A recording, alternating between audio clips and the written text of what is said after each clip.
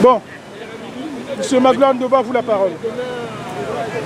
Oui, je voudrais m'adresser en ce jour à quelques jours précisément du 25e anniversaire de la Conférence nationale du Congo, puisque exactement, il faut le rappeler, le 10 juin 1991 s'est terminée la Conférence nationale du Congo, conférence nationale souveraine, qui avait permis aux Congolais de retrouver ce qu'on appelle effectivement la République, c'est-à-dire retrouver les valeurs fondamentales consacrées et dans des textes qui étaient ceux des actes de la conférence nationale et qui donnaient la voie pour qu'effectivement le pays, avec une nouvelle constitution, puisse restaurer la démocratie pluraliste. Ce qui s'est passé il y a 25 ans, en 1991, à partir de juin, est quelque chose qui devrait revenir aujourd'hui dans l'esprit de tous les Congolais.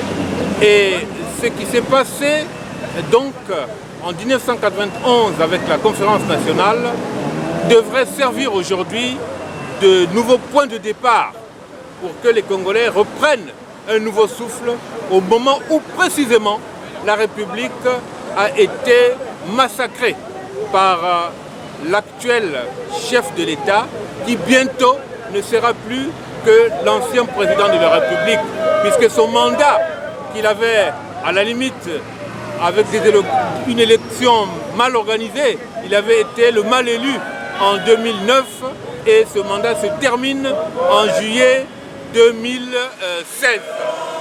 Ce président mal élu de 2009 va à la fin de son mandat et il ne sera plus que l'ancien président, l'ancien chef de l'État. Et donc cette année est très importante, le 25e anniversaire de la conférence nationale ou de l'après-conférence nationale nous permet aujourd'hui de réfléchir sur ce que notre pays peut être.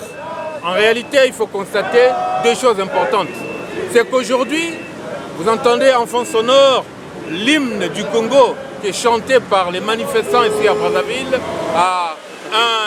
en un lieu très symbolique, non loin des grands palais, non loin des grands symboles de la République française. Alors, chantons pour notre devise, unité, travail, progrès, ainsi le dit donc le peuple qui chante ici et qui exprime son désir de changement pour que le Congo redevienne une république comme on l'avait retrouvé à la conférence nationale. Je disais qu'il y a deux choses que les amis africains, dans le cadre d'une rencontre panafricaine comme celle que nous avons eue, il y a deux choses importantes qu'ils doivent savoir. La première, c'est que Sassou Nguesso est en train de conduire un courant anti-république aujourd'hui en Afrique. Cela est manifeste. Très peu de gens connaissent la constitution actuelle qui est en vigueur depuis qu'il a frauduleusement fait croire qu'il a gagné ce référendum d'octobre 1995. Et depuis que le 5 ou le 6 novembre, il a fait appliquer cette nouvelle constitution. En son article 96, cette constitution dit précisément, en substance, que le président de la République peut avoir commis tous les crimes et tous les délits possibles, mais à la fin de son mandat, s'il n'est plus président, il ne peut être nullement poursuivi. Et de surcroît, s'il est poursuivi par son successeur, c'est ce successeur qui lui-même doit être poursuivi pour forfaiture.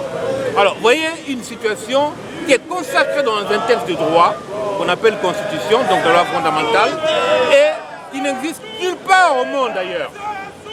Consacrer cela dans une constitution, c'est bel et bien reconnaître qu'on n'est pas dans une république, puisque cela institue l'inégalité de droits entre citoyens. On peut avoir été criminel, mais on est sain et sauf parce qu'on a été président.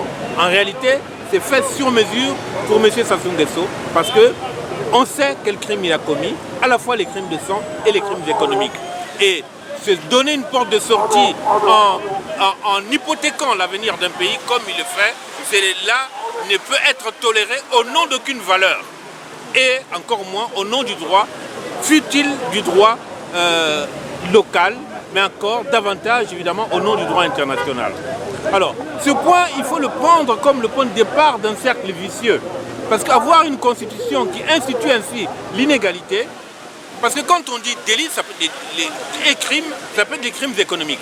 Autrement dit, il peut commettre tous les crimes économiques, tous les délits économiques possibles, c'est-à-dire enfreindre mettre des freins à toutes les possibilités pour les autres Congolais d'être acteurs du développement. Lui, il sera toujours sain et sauf. Il peut protéger les siens, il peut protéger son clan, il peut protéger sa clientèle, mais il n'aura de compte à rendre à personne. Alors, ça instaure l'inégalité.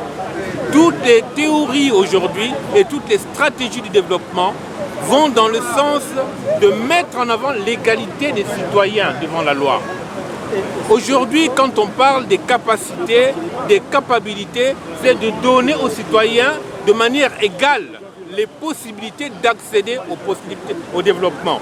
Si on institue l'inégalité dans la Constitution, alors tout est vicieux à la base.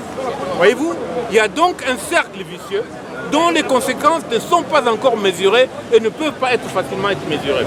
Les Africains des autres pays doivent savoir que le Congo piège l'Afrique tout entière aujourd'hui en mettant dans une constitution une règle de loi aussi criminelle d'ailleurs, du point de vue de la criminalité économique, comme les économistes disent, que celle-là. Il y a une autre dimension par laquelle on doit constater de manière évidente que M. Sassou est animateur ou même leader d'un courant anti-république en Afrique, et un courant également qui va contre la construction du panafricanisme dans le sens positif, où le panafricanisme maintenant doit être un mouvement qui en même temps se pense à travers la démocratie et la démocratisation. Ce n'est pas le panafricanisme des partis uniques du temps de Nkrumah, du temps de Sékou Touré, etc. C'est un panafricanisme qui, depuis que Mandela était venu en 1994 à la conférence du sommet des chefs d'État, sa toute première participation en 1994 à Tunis, Mandela était venu en tant que président élu dans un système démocratique qui consacrait le one man, one vote comme principe mais essentiel, comme référent universel pour la démocratie en Afrique. Alors, donc Mandela a assuré la promotion de la Renaissance, mais de la Renaissance africaine, au sens même de la Renaissance panafricaine, y compris l'idée d'États-Unis d'Afrique. Mais tout au moins, les cercles concentriques à travers les communautés économiques régionales, cela allait dans le sens de ce que Mandela arrivait à promouvoir et voulait développer en Afrique. Cet héritage de Mandela, c'est l'héritage que M. Sassou Nguesso est en train de saboter, de saborder et de tuer, puisque précisément, il faut s'en rendre compte, là aussi c'est un point essentiel, M. Sassou a fait adopter cette constitution où l'on ignore totalement la charte africaine de la démocratie, des élections et de la gouvernance. Il n'y a aucune référence à cette charte dans la constitution actuelle, alors que c'est une charte qui avait été adoptée par les chefs d'État africains en 2007. Le Congo était alors président en exercice, en tant que pays bien sûr, mais il se trouvait que c'était M. Sassou Nguesso qui était là, président en exercice de l'Union africaine, qui avait pu promouvoir cette initiative que beaucoup d'intellectuels et démocrates africains avaient lancée. Cette initiative a été saluée, le peuple sénégalais a signé et ratifié la charte africaine. Les peuples sud-africains et beaucoup d'autres peuples, le peuple guinéen, ont signé et ratifié la charte de la démocratie, des élections et de la gouvernance. Et ils sont près d'une dizaine de pays qui ont déjà ratifié. Et bien davantage qui ont signé et qui devraient pouvoir ratifier. Mais voilà l'instrument juridique que M. Sassou Nguesso a enterré en ignorant cette charte dans la Constitution telle qu'elle existe aujourd'hui. Mais une Constitution qui, bien sûr, doit pouvoir être écartée, balayée et enterrée par le peuple congolais, puisque c'est une Constitution qui va contre la démocratie.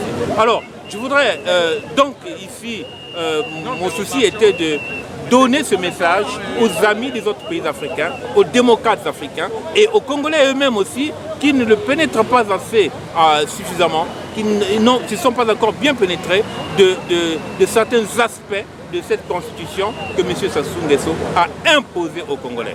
A imposé, je dis bien, parce que ce référendum qu'il a organisé en octobre, comme tout le monde le sait, c'était vicié à la base, c'était un référendum illégal et c'était une situation d'illégalité totale qu'il consacrait et qui prévaut jusqu'à présent. Alors, j'ai dit au départ qu'en juillet, le mandat de M. Sassou, qu'il doit aux élections de 2009, est un mandat qui prendra fin. Alors, nous serons en mesure, partout, universellement, de dire que M. Sassou n'est plus président de la République, qu'il n'est plus chef de l'État. Donc, en attendant que cette nouvelle situation se crée, nous autres qui avons combattu la constitution qu'il tenait à mettre,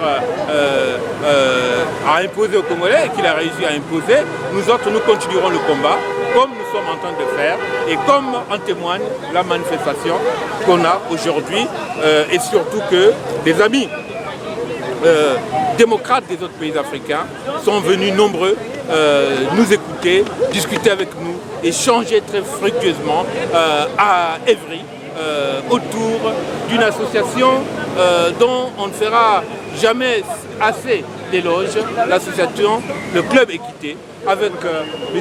Salou Diallo, un ami guinéen, un panafricain et un panafricaniste même, je dirais, parce que je crois que distinguer les militants panafricains des militants panafricanistes, même si dans l'ensemble, ils sont dans le même esprit d'une union des Africains aujourd'hui dans le combat démocratique. Autour de M. Salou Diallo, de nombreux autres acteurs de la démocratie, M. Ndoudi, Mme Dini et bien d'autres encore, qui sont des élus, qui sont des Français de nationalité d'origine africaine, d'origine antillaise, qui sont reconnus par le peuple français ici. Ils sont élus au niveau des municipalités, au niveau des collectivités locales, et ils œuvrent aussi à transmettre universellement le message de la démocratie pour notre continent, pour nos peuples, dans un contexte mondial, qu'il faut le dire, est un contexte difficile, mais un contexte mondial dont nous ne pouvons combattre les obstacles qu'en chassant les dictateurs. Et M. Sassou en est un. M. Sassou est un tyran. Il faudrait que le peuple congolais, en comptant sur ses propres forces, avec la solidarité des autres peuples africains et des démocrates du monde entier, puisse vaincre la tyrannie qui est aujourd'hui au pouvoir au Congo. Je vous remercie. Merci. Doyen professeur Magloire Ndoba pour votre réaction sur la radio de la Voix du Peuple, la radio de la Résistance.